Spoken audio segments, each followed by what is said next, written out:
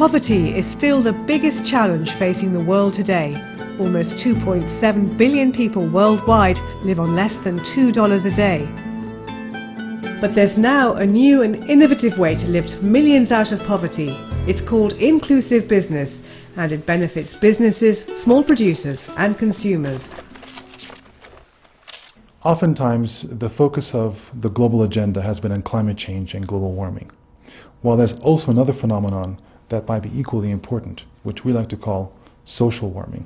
The conflicts that might arise between rich and poor in emerging markets might start to affect the way in which business can actually adjust to the developing context.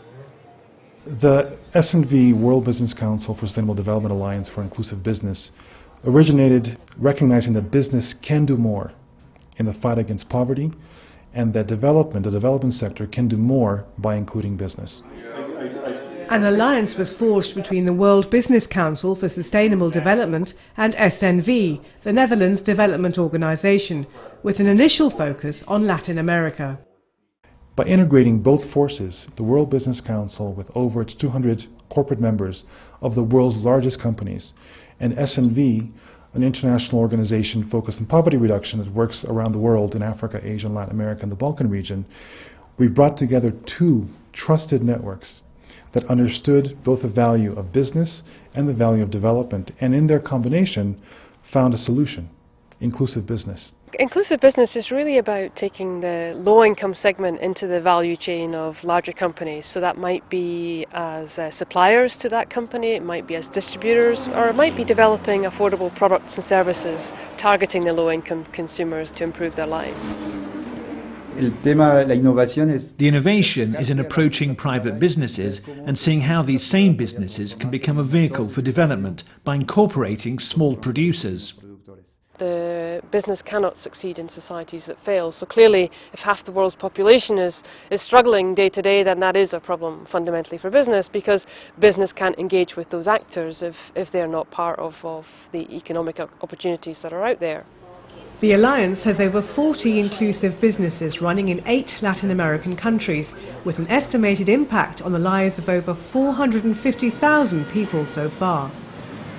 We make use of our national partners in those countries, our national business councils for sustainable development, who act as the business convening platform in each of those countries. In Ecuador, the Alliance has introduced the inclusive business model into the supply chain of one of Ecuador's most important companies, Tony Dairies.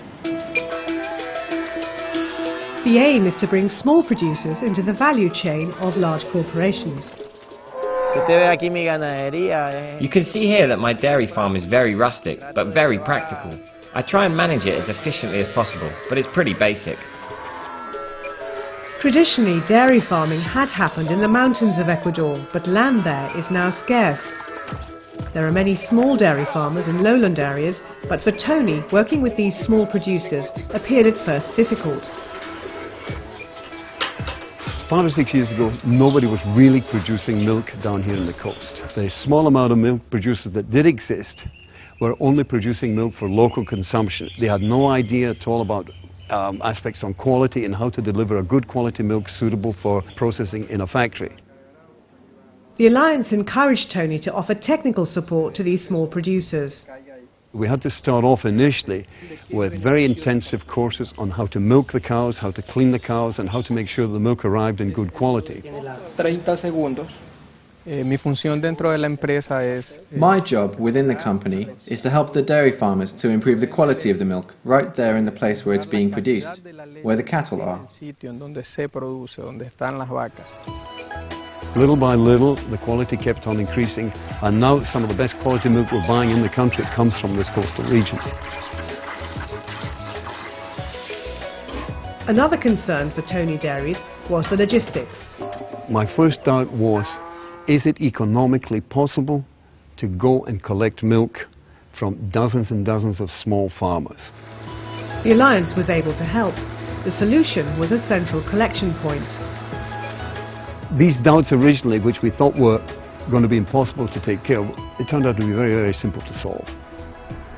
They would deliver the milk to us by small trucks and horse-drawn carts, but they would deliver the milk to one central point where we could analyze it, collect it, give each farmer a ticket to collect his milk payment at the end of the week.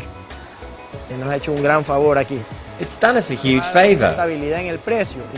It's given us price stability, and what happens? It incentivizes us to produce more milk, because they buy everything we produce. And as Tony sees it, the scalability of this pilot is infinite. In Ecuador, through the Alliance's advocacy, inclusive business has now become government policy. There's a specific ministry in Ecuador that used to call the Ministry of Welfare. Now it's called the Ministry for Social and Economic Inclusion. So that's what it is. This topic is so well positioned, you know, it's so into it that now we have a ministry. And this public policy aims at providing inclusive business incentives to create 250,000 new jobs in the next 4 years, improving the livelihoods of 8% of Ecuador's population. Inclusive business recognizes the collective responsibility for addressing poverty between the public and private sectors, as well as multilateral organizations. The SNVLA CSD Alliance has recently leveraged the involvement of the Inter-American Development Bank. Partnerships are fundamental. No one entity has the full answer. It means working through the private sector, working with governments, working with civil society. This is what our idea with SNV is, and with all of our partners in working towards fulfilling this goal. In neighbouring Peru, the Alliance is working on the consumer side of the low-income sector. Here, nutritional products are not reaching Lima's most impoverished people at a price they can afford. The Alliance has found an enthusiastic partner in Nestlé for an inclusive business pilot program. As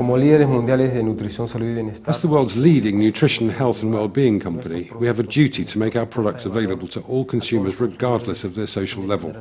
We understand and are convinced that the real opportunity for growth for our company is in the lowest socio-economic group. That's where there is a huge potential for growth. And bringing this group into Nestlé's value chain means making use of their natural resourcefulness. The level of entrepreneurship in the lower socio-economic groups is incredible. If we, Nestlé and the Alliance, also give them the tools to create a source of income for themselves, the potential is infinite. The close-knit neighbourhoods of Lima's poorer areas provide the solution. Homemakers such as Genoveva distribute the products to friends and neighbours. This cuts distribution costs for Nestlé, so they're able to offer more affordable products but also improve the area's health. Nutrition is a key issue in Peru at the moment. The support that the visitors give door to door, not only in sales but also in nutritional education, will contribute to raising levels of nutrition. I'm happy because I sell more, I earn more, and I would ask the company to tell us more about the products and their benefit. Then I'd learn more about them and pass that on to other people. I really love the idea, even more because she's a friend. And apart from chatting with her, I know she'll bring me quality products. And by targeting these 1.6 million urban women, Nestlé's market share in this sector has gone from 0 to 1/3 of their business in Peru. Without the support of the Alliance and their knowledge of inclusive business and how to make it a reality, it would have been impossible to do it. It's a win-win situation for everybody. The small farmer wins, the people who transport the milk win, we obviously win. The country will win because we'll be able to export products, and the consumer also wins because it's going to end up with cheaper products, better quality products, and an adequate supply of products. So this is something which everybody will be winning. I see a great opportunity for Latin America in this regard, and I also see an opportunity for businesses as well. It's not a romantic idea. Actually, it's a very practical idea, and that's what is working. If all the companies in the country start thinking in this way, obviously very, very quickly, you can change the economy of the whole country.